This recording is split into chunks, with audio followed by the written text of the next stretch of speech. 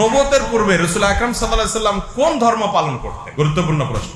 নবুয়তের পূর্বে আমাদের প্রিয় নবী সাল্লাল্লাহু আলাইহি সাল্লামের ধর্ম কি ছিল? যদি বলেন যে কোন ধর্মের অনুসরণ করতেন না, তাহলে নাউজুবিল্লাহ উনি কি ধর্মহীন ছিলেন নাকি? উনি নবী হয়েছেন কত বয়সে? 40 বছর বয়সে। তাহলে 40 বছর বয়স মানে তো জীবনের মূল টাইমটা প্রায়। তো এই 40 বছর পর্যন্ত উনি নিজে তো নবীই ছিলেন না, উনি নবী হয়েছেন তারপরে। তাহলে 40 বছর পর্যন্ত নবী হওয়ার আগে তার ধর্ম কি ছিল? এর উত্তর হলো যে আম্মা জান আয়েশা রাদিয়াল্লাহু তাআলা আনহা বর্ণিত হাদিস, যেটি বুখারীতে আসছে, মুসলিমে আসছে, তিনি বলেছেন যে কানা নবী সাল্লাল্লাহু আলাইহি সাল্লাম ইয়াখলু বিগারি হিরা ইয়াতাহান্নাফ ফি। নবী সাল্লাল্লাহু আলাইহি সাল্লাম নবী হওয়ার আগে হেরা গুহায় গিয়ে ইবাদত বন্দেগী করতেন। ইয়াতাহান্নাফ এর তরজমা ইবনে হাজার আসকালানি রাহিমাহুল্লাহ অনেকে বলেছেন ইয়াতাহান্নাফ, অর্থাৎ ইব্রাহিম আলাইহিস সালামের যে দ্বীন হানিফ ছিল, ওই দ্বীন হানিফের উপরে তিনি অটল থাকতেন, অবিচল থাকতেন।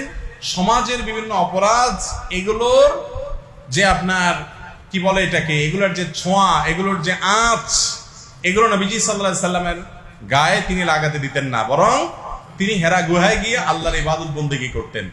ইব্রাহিম আলাইহিস সালামের যে মিল্লাত ছিল, মিল্লাত ইব্রাহিমী যেটাকে বলা হয়, এই মিল্লাত ইব্রাহিমের উপরে নবী করিম সাল্লাল্লাহু আলাইহি সাল্লাম ছিলেন। তাহলে তার নবুয়তের আগের যে সময়টা, এই সময়টাতে তার যে দিন ছিল, এটা ছিল দিন ইব্রাহিম। কোন দিন ছিল?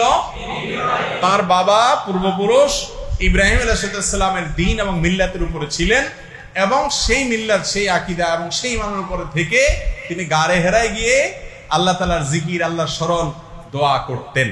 নবী করিম সাল্লাল্লাহু আলাইহি সাল্লাম মক্কায় জন্ম হয়েছে তার, মক্কায় বড় হয়েছেন, 40টা বছর নবী হওয়ার আগ পর্যন্ত এখানে কাটিয়ে দিয়েছেন।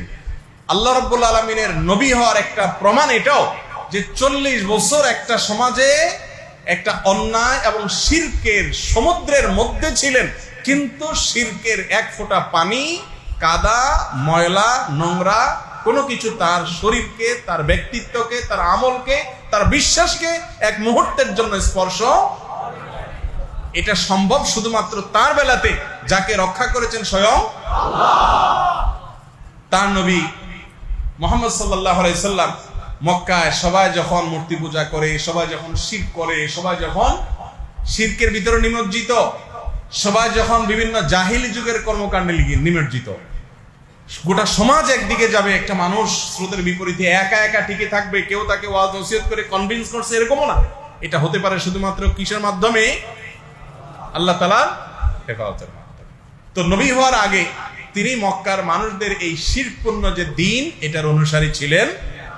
তিনি ছিলেন ইব্রাহিম আলাইহিস সালামের মিল্লাতের কি ইমাম আল্লামা আলুসি রাহিমাহুল্লাহ সহ বিশ্ববিখ্যাত মুফাসসির, মুহাক্কিক, উলামা ইকরাম এই কথাই বলেছেন যে তার আগের যে জীবন ছিল অ্যানালাইসিস করলে দেখা যায় যে তিনি দ্বীনে হানিফের উপরে ছিলেন। তিনি যদি নিজে নবী হওয়ার আগে এক মুহূর্তের জন্য অন্যদের দেখা দেখি বাচ্চা কালেও যদি অন্তত শিরকের কাজ করতেন, নাউজুবিল্লাহ, তাহলে শিরকের বিরুদ্ধে তিনি যখন তাওহীদের দাওয়াত দিয়েছেন, মক্কার মানুষ বলতো যে তুমি নিজেই তো একসময় পড়তা, ঠিক না বেঠিক?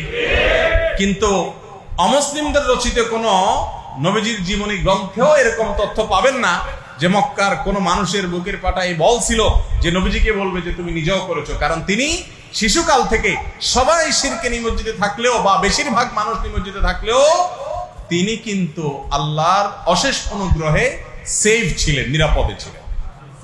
তার আপন দাদা, তিনি মক্কার কুরাইশদের নেতা ছিলেন, যারা মূর্তি পূজা করতো তাদের লিড দিতেন, কিন্তু আল্লাহ তাআলা প্রিয় নবী সাল্লাল্লাহু আলাইহি সাল্লামকে হেফাজতে নিজের আপন চাচা আবু তালেব, তিনি নবী করিম সাল্লাল্লাহু আলাইহি সাল্লামের অনেক প্রিয় ছিলেন। নবীজি সাল্লাল্লাহু আলাইহি সাল্লাম তার স্নেহের ভ্রাতুষ্পুত্র ছিলেন, কিন্তু তারপরও চাচা বা দাদার আদর্শকে, বা চাচার বন্ধুরা, বাবার বন্ধুরা, বা অন্য যারা আছেন, মক্কার মুশরিক যারা ছিলেন, সবাই তো ধরেন উনি যখন ছোট, সবাই তো সিনিয়র মুরব্বী, তাদের ভুল কিছু তিনি গ্রহণ করতেন। এটাই তার একটা বিশেষ আপনার মুজিজা বলতে পারেন, অলৌকিকত্ব বলতে পারেন, যে আল্লাহ তাআলা তাকে হেফাজতে রেখেছেন। আছে না অনেক সময় ভাই, মানুষ এক সময় বড় আলেম হয়ে যায়, বড় ভালো মানুষ হয়ে যায়, কিন্তু তার পেছনে ইতিহাসে দেখা যায় একটু লিকেজ টিকেজ থাকে না? মানুষটা ভালো, কিন্তু এককালে হয়তো এই কাজটা করছে, এই কথাটা বলছে, সে নিজে এটার জন্য লজ্জিত, এখন কিন্তু বলে ফেলছে, তখন বুঝে নেই। যারা নবী হন শুধু আমাদের